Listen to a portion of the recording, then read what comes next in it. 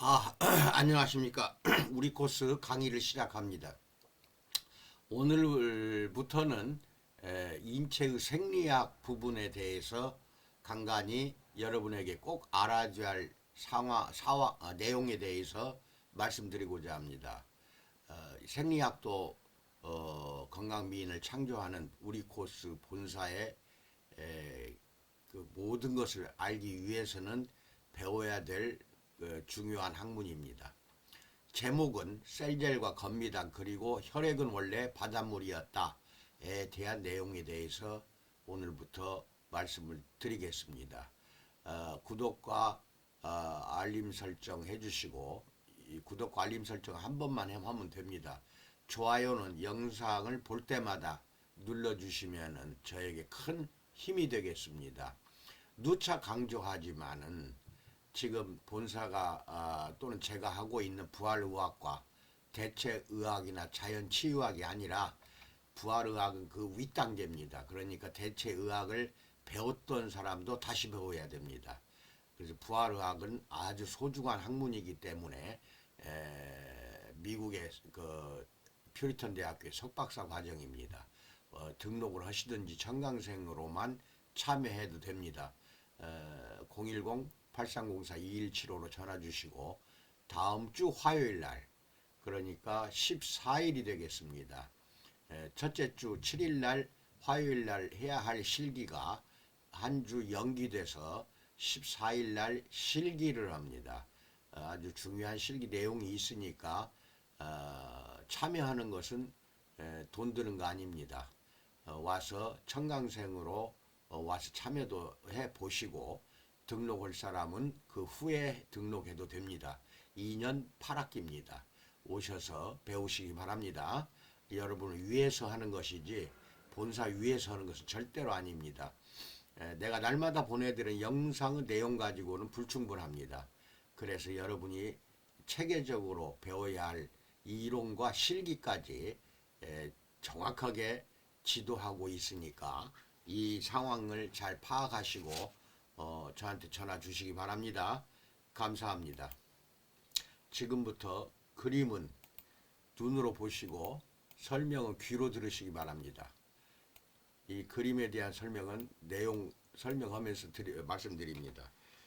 우선 우리 몸의 기능과 인체 생리를 알아가는 첫 테마로 몸속에 있는 수분에 관해 이야기를 시작해 봅니다. 사람은 운동을 하면 땀이 주르르 흐르고 목이 마르면 자연스럽게 물을 찾습니다. 그러죠? 그런데 우리 몸속에 있는 물은 과연 어떤 물일까요? 잠깐 본격적으로 물 이야기하기 전에 우리 몸을 구성하고 있는 세포에 대한 소개부터 하겠습니다. 세포부터 잘 알고 계셔야 됩니다. 그래서 첫 번째 주제로서 세포 탄생에 대해서 말씀을 드리기로 합니다. 종교적인 것을 떠나세요. 종교는 예를 들어서 기독교 같으면 하나님이 인간을 창조했다 이렇게 알고 계시고, 그 다음에 과학계에서는 아니다, 원래 인간은 바닷물에 있다가 육지화된 것이 인간이다 이렇게 이야기하고 있습니다. 그 내용을 지금부터는 이제 의학이고 과학이기 때문에 종교를 떠나서 말씀을 드릴 테니까 잘 이해를 하시고 기독교를 믿는 분들도 알아야 될 중요한 내용들입니다. 지구에 아직 생명체가 존재하지 않았던 태고적 어느 날 드디어 한 생물이 탄생했습니다. 자, 그렇다면 여기서 문제, 과연 그 생물이 탄생한 장소는 어디일까요? 그곳은 바로 바닷속입니다. 그때 그 시절 바닷물의 성분은 지금의 바닷물과 별 차이가 없었습니다. 주성분은 염화나트륨, 즉 소금입니다. 다만 농도는 지금 농도는 약 3%입니다만은 약간 싱거운 태고 쪽 농도는 0.9% 정도였을 거라고 추측하고 있습니다. 그러니까 태고 쪽의 바닷물 소금 농도가 지금보다는 약했다 이런 말도 하고, 어떤 과학자들은 해수면에서 300m 아래로 내려가면 그 300m의 물이 우리 세포의 농도하고 거의 같다, 유사하다 이렇게 이야기들을 하고 있습니다. 최초의 생물은 하나의 세포로 이루어진 생물, 즉 단세포 생물이었습니다. 그렇다면 세포 속의 내용물과 바닷물과의 가장 큰 차이점은 무엇일까요? 가장 큰 차이점은 세포 속 액체의 주성분은 칼륨, 화학적인 약자로는 K입니다. 칼륨이고 바닷물의 주성분은 나트륨, Na라고 합니다. 나트륨이라는 점입니다. 요컨대 생물은 나트륨 액 속에 칼륨 액을 꽉꽉 채운 주머니의 형태로 처음 탄생한 것입니다. 이 그림을 보시고 이제 이야기 들으세요. 양쪽의 경계가 되는 주머니 막을 세포막이라고 했던 것입니다. 이 그림을 보시면은 최초 생물이라고 생각하시고 이게 세포입니다. 이 새카만 동그라미가 세포인데 그 세포 한 가운데 K 이게 칼륨입니다. 칼륨이고 이 새카만 새카만 실선 동그라문 거 이게 세포막입니다. 그게 세포 안에는 칼륨이 있고 세포 밖에는 전부가 NA, 나트륨, 즉 소금입니다. 나트륨이 있다는 겁니다. 그리고 해수로 꽉 차 있다. 세포 외에는 이렇게 탄생됐다는 것이고 육지로 이제 올라오게 되면서부터는 이제 이 해수는 다 없어집니다. 바닷물은 다 없어지고 세포 내와 외로 구분이 됩니다. 그래서 세포 내는 칼륨으로 들어차 있고 세포 내의 액체는 나트륨이 아니라 칼륨입니다. 그 다음에 세포 외의 용액은 나트륨이다 이겁니다. 소금물이죠. 그래서 다세포 이제 생물로 이제 변화되면서 이제 이건 심장 부분이고 이 원형 이게 실선 굵은 선 이거는 혈관입니다. 혈관 속에 혈액이 흐르고 있고 그 다음에 동그란 것이 전부가 다 동글동글한 것들은 세포입니다. 세포 그 세포 안에는 칼륨이 있다고 봐야 되고 그 다음에 이 세포 사이사이에 빈 공간 이게 세포 외액으로서 이게 나트륨입니다. 해수와 같은 나트륨이고 그 다음에 이 세포 안에는 칼륨이 들어있고 그 다음에 혈액이 이렇게 심장을 중심으로 전신을 흐르고 있으면서 맨 겉에 있는 것은 피부가 되겠습니다. 피부. 여기까지가 이해를 하셨는지 모르겠네요. 이 전부 밴드에다가 올려놓겠습니다. 그러니까 세포 주위에는 항상 해수가 있다는 겁니다. 바닷물이 있고 그것이 바로 세포 외액이라고 합니다. 바닷물과 같은 농도 0.9%입니다. 0.9%. 그 다음에 순환 전용의 세포 외액이 바로 이게 순환하는 거 이게 혈액입니다. 이것은 세포 외액인데 이것도 혈액이다 하는 것도 알고 계시기 바랍니다. 여기 이것을 잘 기억을 하시고 이 자료는 필요하면은 밴드에서 받아보시기 바랍니다. 그 다음 자료는 눈으로만 보시고 귀로는 설명을 이제 들으셔야 됩니다.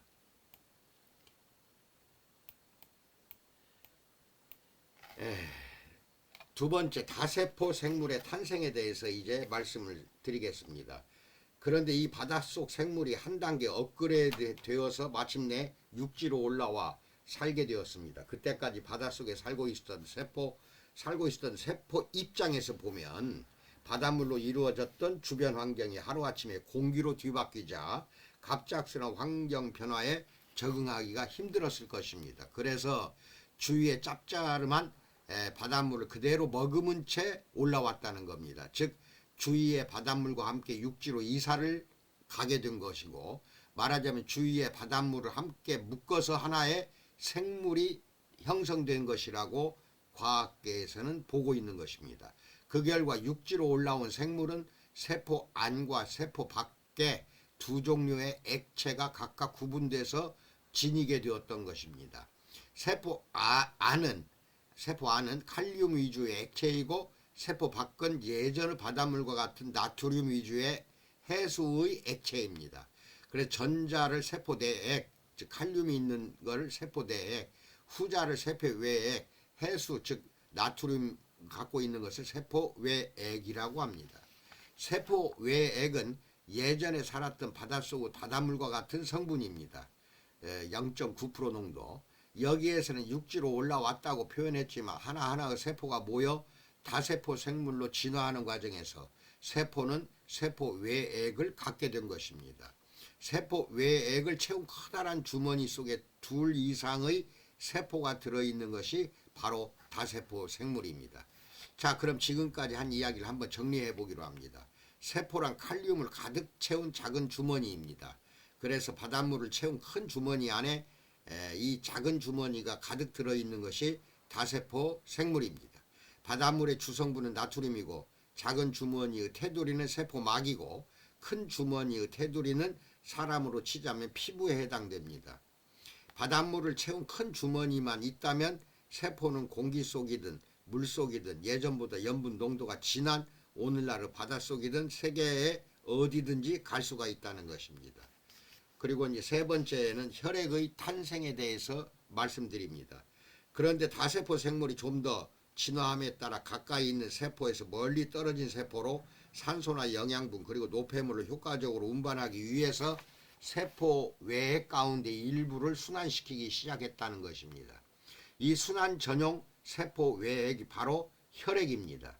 혈액은 세포 외액과 거의 동일한 성분으로 조성되어 있습니다. 그러니까 나트륨 위주의 성분이라는 겁니다. 0.9% 나트륨. 혈액은 세포 외액과는 달리 산소나 영양분, 노폐물을 효율적으로 운반해야 할 막중한 책무를 가지고 있습니다. 혈액이 세포 외액에는 없는 단백질과 혈구가 있는 오늘날의 모습으로 진화된 것은 바로 이 운반 능력을 향상시키기 위해서였던 것입니다. 요컨대 혈액이란 세포 외액에 단백질과 혈구가 첨가가 된 것이 바로 혈액입니다. 그래서 이제 네 번째는 나트륨과 칼륨에 대해서 좀 자세히 알아보기로 합니다. 잠깐 여기서 세포 외액과 세포 내액의 성분 차이에 주목해 봅시다. 나트륨의 경우 세포 외액에는 많지만 세포 안에는 거의 없습니다. 세포 안에는 칼륨으로 채워져 있기 때문에 거의 없습니다. 세포 경계선이 세포 막에는 그러나 작은 구멍이 많이 나 있다는 겁니다. 세포 막 그 자체에 구멍이 많아요. 비닐막이 아닌 모기장과 같이 작은 구멍이 뚫린 망을 상상해 보기 바랍니다. 나트륨 이온과 같은 작은 입자는 비교적 부드럽게 이 세포막을 통과해서 농도가 높은 세포 외부에서 농도가 낮은 세포 내부로 흘러 들어가려는 경향이 있고 실제로 흘러 들어가기도 합니다. 즉 나트륨이 세포 외에게만 있어야 되는데 세포막의 그 구멍을 통과해서 삼투압에 의해서 나트륨 농도가 너무 강하거든요. 너무 높아요. 나트륨 농도가. 그러니까 세포 안에는 칼륨 농도가 낮아요. 그러니까 농도가 낮은 쪽인 그 세포 안으로 들어간다는 겁니다. 나트륨이. 그렇다면 세포란 칼륨을 채운 주머니라는 특징이 사라진단 말인가요? 물론 그것은 아닙니다. 그런 불상사를 미연에 방지하기 위해서 세포는 세포 안으로 들어온 나트륨을 주머니 밖으로 퍼내는 작업을 해요. 이게 나트륨이 세포 안으로 들어왔다. 그러면 다시 그 구멍에 들어온 구멍을 통과해서 들어온 나트륨을 다시 그 구멍을 통과해서 밖으로 계속 퍼내는 것입니다. 이는 세포 입장에서 본다면 상당히 중노동인 셈입니다. 세포에 따라서는 전체 에너지의 3분의 1을 나트륨을 퍼내는 일에 소비하고 있어요. 이게 대단한 겁니다. 요컨대 세포는 단순히 칼륨을 채운 주머니가 아닌 살아있는 주머니라는 사실을 우리는 나트륨 퍼내기에서 알 수가 있다는 것입니다. 이와는 반대로 죽은 세포의 경우는 세포 안으로 들어온 나트륨을 밖으로 퍼내지 못해서 세포 안에 나트륨이 쌓이게 된 것이 죽어있는 세포입니다. 이게 죽은 세포는 세포 안에 칼륨은 없고 나트륨으로 꽉 채워져 있어요. 지금쯤 독자들 가운데는 그럼 칼륨은 어떻게 된 거지 하며 고개를 갸우뚱할 것입니다. 실은 나트륨을 세포 밖으로 퍼낼 때 칼륨을 세포 밖에서 세포 안으로 다시 가져옵니다. 즉 나트륨을 퍼낸다기보다 나트륨과 칼륨을 서로 교환한다는 것이 더 정확한 표현일 것입니다.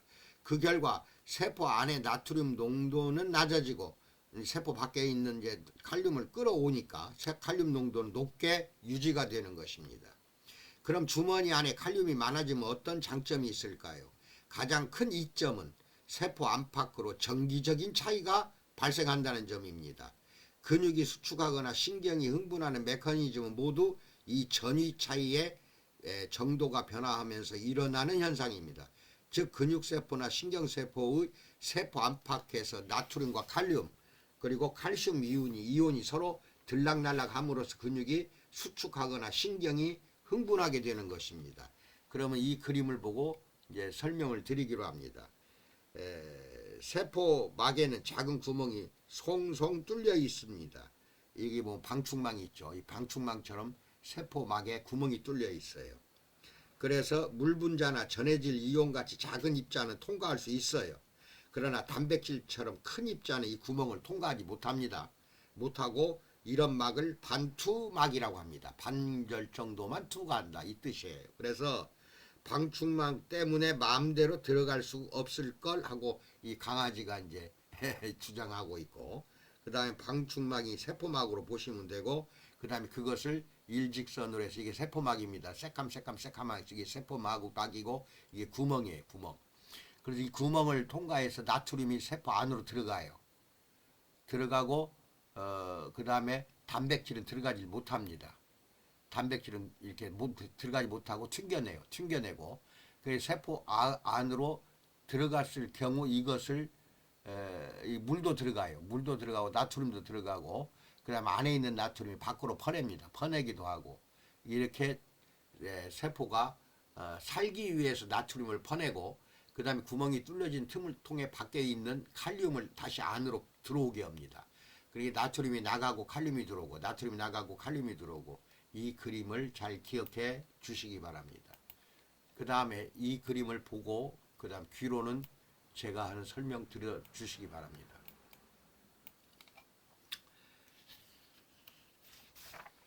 그 다음에 이제 탈수, 다섯 번째 탈수에 대해서 알아봅니다. 우리 몸에서 수분이 부족한 상태를 탈수라고 합니다. 우리 몸속 수분에는 세포 내액과 세포 외액이 있기 때문에 탈수할 때에도 세포 내액 수분이 부족한 경우와 세포 외액 수분이 부족한 경우 두 가지가 있습니다. 이게 세포 내액인 칼륨 부족, 세포 외액인 나트륨 부족, 이 두 가지가 탈수예요. 혈액도 물론 수분에 속하지만 탈수에 대해서 말할 때에는 혈액을 세포 외액과 같다고 생각해도 무방합니다. 세포 내액이 부족하다는 의미는 전신의 세포 안에 수분이 부족하다는 뜻입니다. 세포 내액이 부족하다. 그럼 전체가 내 안에 몸 안에 수분이 원래 몸무게의 70% 가까이가 수분으로 되어 있어요. 70% 가까이 수분이 부족해진다는 뜻입니다. 피부 세포의 경우 수분이 부족하면 피부가 푸석푸석한 느낌이 들어요.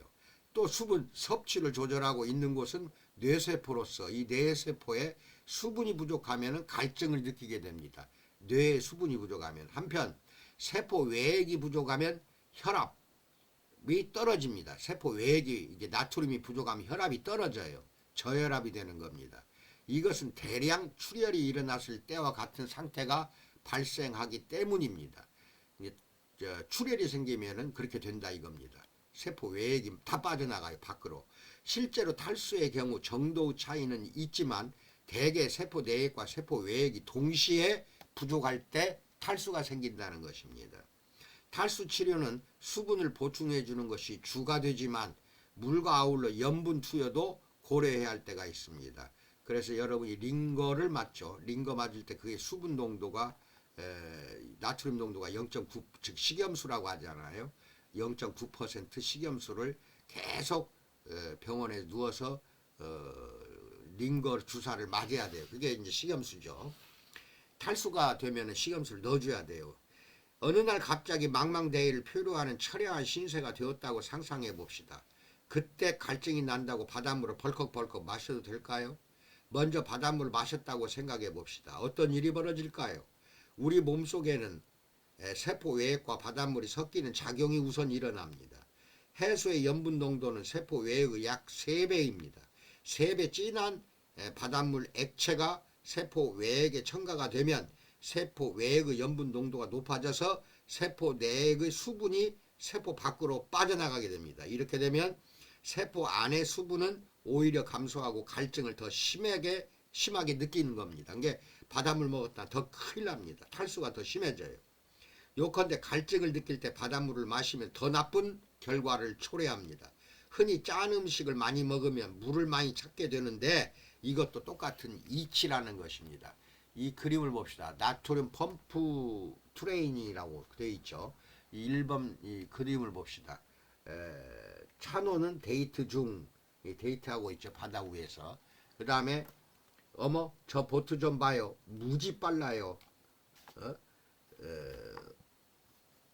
그게 이제 뭐라고 그래요? 지성이가 여기에 웬일이지? 하고 이제 이 남자가 이야기를 하는 장면. 그 다음에 3번 만화는 어머 어떻게 해요? 바다 배가 새나 봐요. 그러니까 진짜네. 그러니까 4번 빨랑 가서 도와줘요. 걱정 마. 저 녀석 트레이닝의 달인이라고. 지금쯤 나트륨 펌프 트레이닝을 구사하고 있을 걸 이렇게 퍼내는 겁니다. 세포 안에 들어온 나트륨, 세포 안에 내액으로 들어온 나트륨을 퍼내야 되잖아요. 이게 세포 안으로 들어온 요 옆에 있는 글씨입니다. 세포 안으로 들어온 나트륨을 첫 젖먹던 힘까지 다 짜내어 세포 밖으로 퍼냅니다. 이런 퍼내기 장치를 나트륨 펌프라고 합니다. 지성이도 보트 안으로 들어온 물을 열심히 밖으로 퍼내고 있는데 고의냐 실수냐 그건 아무도 모릅니다. 본인밖에는. 그러죠. 이 내용으로 가지고 이야기를 하는 것이고, 그 다음에 이제 마지막 그림입니다. 설명드립니다. 그러니까 표류어죠. 이렇게 지천에 물이 넘쳐나는데 못 먹다니 하고 울어요. 이 바닷물 먹었다면 큰일 나죠. 배가 파괴돼 가지고 표류할 때 바닷물 먹으면 절대로 안 됩니다. 이거 조심해야 됩니다. 여기까지 말씀을 드렸습니다. 오늘은 세포 안에 칼륨이 꽉 차 있고 세포 외에는 나트륨이 차 있다. 그 농도는 식염수 농도가 같아요. 이 나트륨 농도가 0.9%입니다. 여기까지 잘 아시기 바랍니다. 그리고 이 세포 안에 있는 칼륨, 세포 밖에 있는 나트륨을 이렇게 균형 있게 갖추도록 해주는 것이 셀젤입니다. 그래서 내가 셀젤 전신 한증을 자주 하라, 건강한 사람도 자주 해야 된다 하는 것은 이 세포를 살리기 위해서 그렇습니다. 세포가 살아나지 않으면 아무 필요가 없어요.